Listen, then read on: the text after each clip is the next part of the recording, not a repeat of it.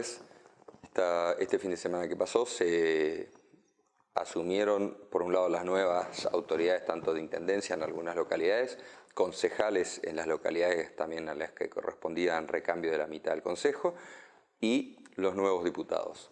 En lo que corresponde acá al Consejo Deliberante de la ciudad de Posadas, se terminó logrando a último momento un consenso entre todos los representantes de todas las bancadas y hubo un equilibrio en la distribución de fuerzas donde todos logramos tener una representatividad que es bueno para este sistema de la democracia, ya que en otras oportunidades lamentablemente había estructuras políticas que con distintas artimañas buscaban forzar que sectores políticos, aunque tuvieran representatividad, dejarlos sin por ahí un espacio dentro de una comisión o sin espacios de un deliberativo como corresponde. Esto es positivo en ese sentido.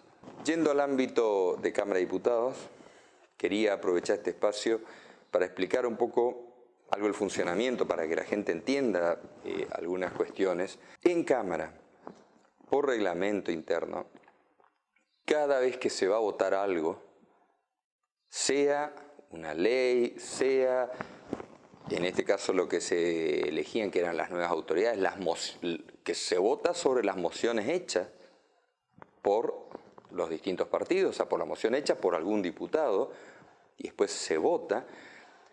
Por reglamento se vota por sí o por no. O sea, a cada moción o se aprueba o se la tiene que rechazar directamente.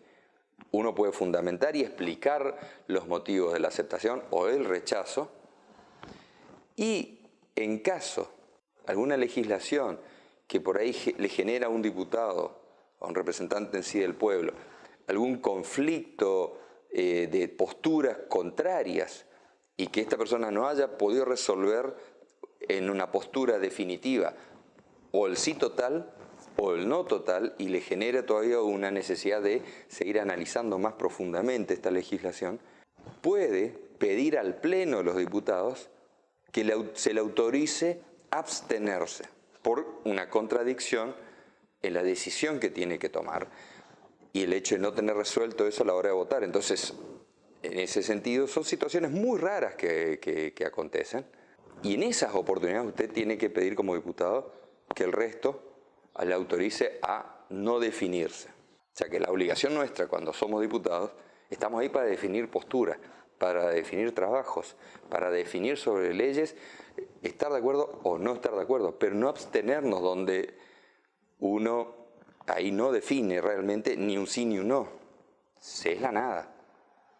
En esta elección, para simplemente ver quién preside la Cámara, que ya por uso y costumbre históricamente y teniendo que ver, o sea, con quién tiene el Ejecutivo, esto pasa en las cámaras nacionales, en las provinciales a nivel país y en los consejos deliberantes, en general, mayoritariamente, se define que quien preside el órgano es del mismo partido que maneja el Ejecutivo. Esto ya es un uso y costumbre. Eventualmente a veces hay disputas, a veces hay condiciones por las cuales se presenta una alternativa diferente, ya que uno por ahí no está conforme con cómo estaba manejando el oficialismo y busca justamente generar una alternativa para cambiar estas posiciones. Pero cuando se elige autoridades, que un diputado pida la abstención es no definir nada, ni siquiera es un rechazo. ¿Y por qué lo explico? Porque en esta sesión tuvimos 8 diputados de una bancada de 10, donde hubo 2 diputados que tuvieron por lo menos una postura clara y dieron sus alegatos y sus fundamentos por qué votaban de esa forma o el concepto de por qué votaron. Pero 8 diputados que tuvieron el apoyo del voto popular en las elecciones, que hoy ocupan una banca, en la primer votación que tienen que hacer, pidieron no votar, pidieron no definir ante la población una posición, dieron alegatos donde dan a entender una cosa, pero en definitiva pedían que se les autorice a no definir postura. Lo quería expresar porque realmente vemos en la charla del día a día con otra gente que por ahí no se logra entender. Algunos dicen, no votaron tal cosa. Dice, qué bien que estuvieron. No hicieron nada, no definieron ni un no ni un sí.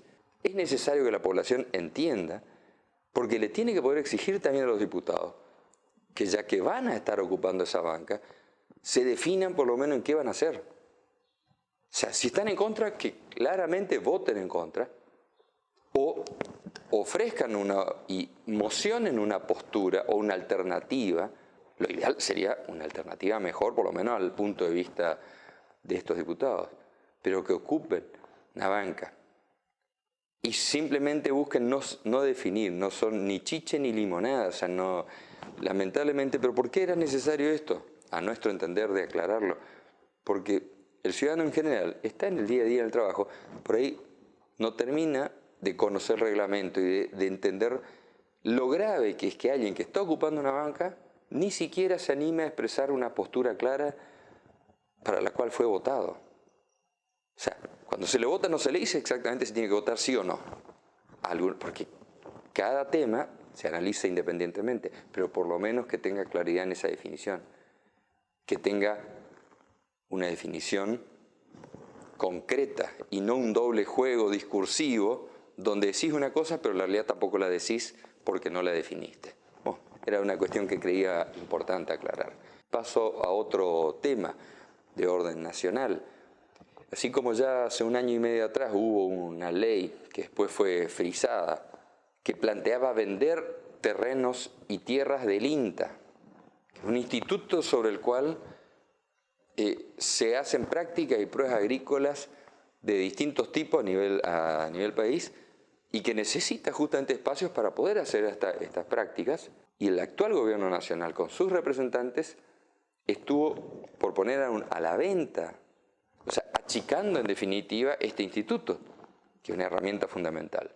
Ahora bien, en este momento nos encontramos con que otras instituciones, en este caso el SENASA, que más allá que uno puede estar de acuerdo que haya que modernizarlo, perfecto, hay que modernizarlo y hay que entender también de que se necesitan mejorar primero las condiciones técnicas, en el sentido de, si Internet ni siquiera funciona acá en el interior, no funciona bien en el grueso de las provincias todavía. Los sistemas se cuelgan permanentemente, con lo cual ya de por sí muchos comercios, mucha gente está teniendo problemas para poder cumplimentar las normativas legales, o sea, de facturación, sean pedidos de informes, o en este caso del SENASA, que es un órgano que estoy tomando como ejemplo, al cual le están dejando sin los elementos básicos. Cuando tienen que imprimir algo, un documento necesario para un sector productivo, para poder terminar de hacer los trámites que les corresponde de su producción, resulta que el órgano que te tiene que dar la documentación no está en condiciones, porque no tiene los elementos básicos.